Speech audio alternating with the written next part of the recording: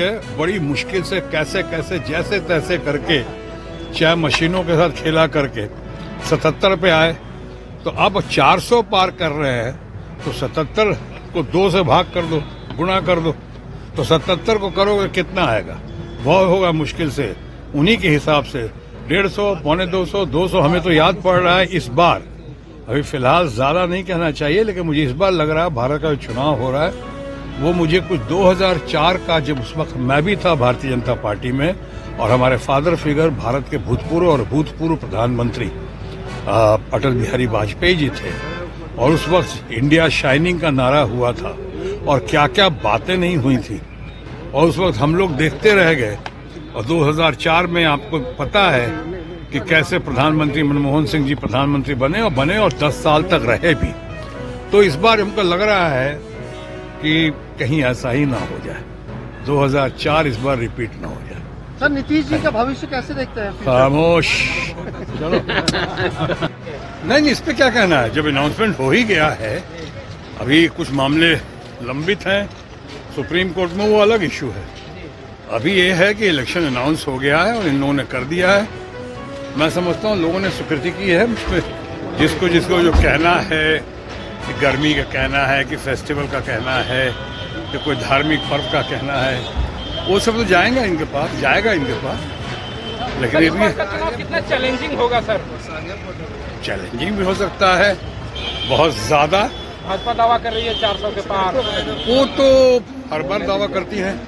उन लोगों को याद होगा दिल्ली में कहा, दावा किया था इन लोगों ने 2/3 लेकर आएंगे।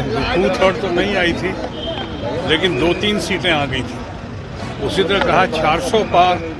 अभी बंगाल में कहा था अब की बार 200 पार। 200 पार कहा था, तो बड़ी मुश्किल से जैसे तैसे कैसे करके 77 आया था उनको।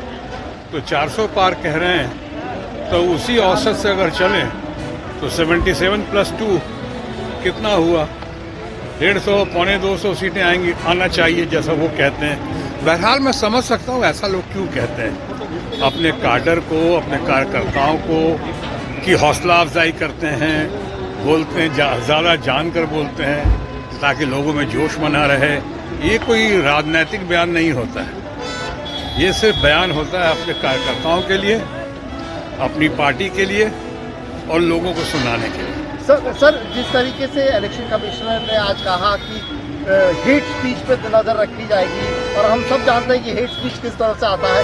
मनी पावर की बात की, इलेक्टोरल बॉन्ड्स अभी सामने आए, क्या कहिएगा उस पर? अभी कहना नहीं, अब देखना है। ये कहने वाले तो बहुत लोग आते हैं, ऐसे करके कहाँ तक दिखाते हैं। इतना जरूर बताऊंगा कि नए इलेक्शन कमिश्नर आते हैं कई बार, और जब उनके ऊपर बहुत सारे प्रश्न, सवालिया निशान खड़े होते हैं, तो फिर कोई ऐसी बातें भी कहते हैं कई बार, ताकि उससे ध्यान न हटे, ध्यान बढ़ जाए। अभी आप हर इलेक्शन कमिश्नर, मेरा ख्याल है जो TN सेशन का इम्पैक्ट था, जो TN सेशन का संपूर्ण व्यक्तित्व या पर्सनालिटी इन टोटलिटी जो रही, जिसका इम्पैक्ट पूरे देश में रहा, जो रोल मॉडल बनकर उभर कर आया TN सेशन, वैसा अभी होना बाकी है। अभी तक तो कोई वैसा दिखाई नहीं पड़ रहा है। अब जो कह रहे हैं, उन्होंने ये भी कहा कि हर पोलिंग स्टेशन पे, बूथ पे पानी की व्यवस्था होगी, शौचालय की व्यवस्था होगी, औरतों के लिए अलग, पुरुषों के लिए अलग। अभी कहना तो अच्छा लगता है, सुनने में बहुत अच्छा लगता है, हो तो बहुत अच्छा है, लेकिन होगा और कहाँ तक होगा ये देखना बाकी। बंगाल में सर कैसा चैलेंज रहेगा? ममता जी का जिस तरीके से बीजेपी कह रही है कि संदेश खाली का असर होगा, कई और इश्यूज हैं, CAA का असर होगा बंगाल में। देखिए, जो लोग इलेक्ट्रल बॉन्ड की वजह से सवालिया निशान में खड़े हैं, वो ध्यान भटकाने के लिए ये सब बातें ना करें।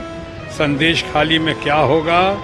जो हुआ अगर सत्य है तो निंदनीय है, शर्मनाक है, लेकिन उसके लिए आप किसी एक आदमी को या वहाँ के मुखिया को जिम्मेदार नहीं ठहरा सकते हैं। अगर यही आपका आधार है तो हाथरस में जो हुआ था, या कठुआ में जो हुआ, या अभी कानपुर में जो घटना घटी है, 2 हमारे परिवार की बच्चियां जो हैं जिस तरह से आत्महत्या की सामूहिक दुष्कर्म के बाद, उसके लिए आपने किसको जिम्मेदार ठहराया? अगर यही क्राइटेरिया आधार है तो फिर क्या वहाँ के मुख्यमंत्री या देश के प्रधानमंत्री या देश के गृह मंत्री इसका जिम्मा लेंगे, जिम्मेदारी लेंगे। ये सब कहने की बातें हैं। बंगाल में ममता जी को कोई चैलेंज नहीं है।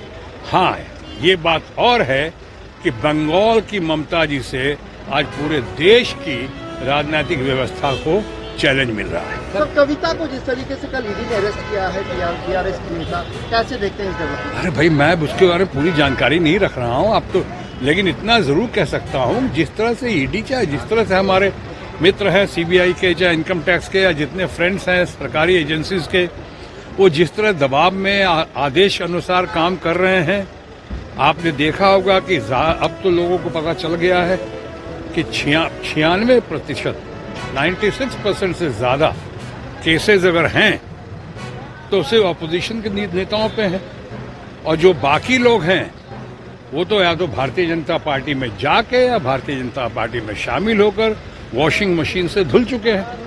तो ये कोई नई बात तो है नहीं। अब चुनाव जो है, भारत की जनता, देश की जनता इसका बखूबी जवाब दे देगी। बिहार की राजनीति क्यों खामोश। क्यों भाग जाते हैं मैदान में आने के पहले? दुश्मन को कैसे खामोश 400 पार कहने वालों को किस तरह खामोश करेंगे? अरे कह चुके हैं, अभी तो देश की जनता ही कर देगी उनको।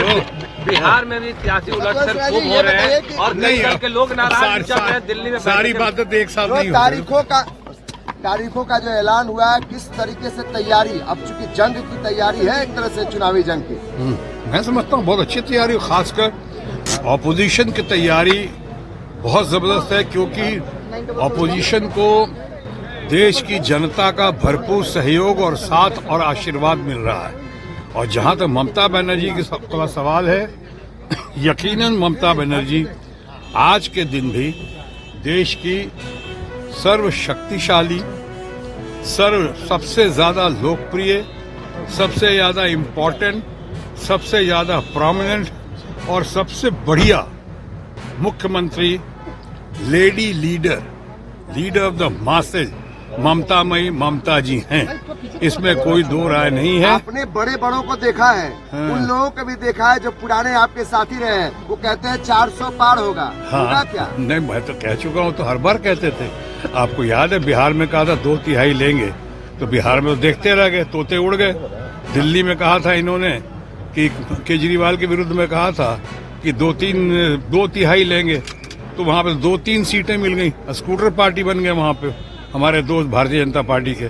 और उसके बाद इन्होंने अभी हाल में कहा था, बहुत हाल फिलहाल में, दीदी और दीदी का अपमान करने के बाद, कि अब की बार 200 पार।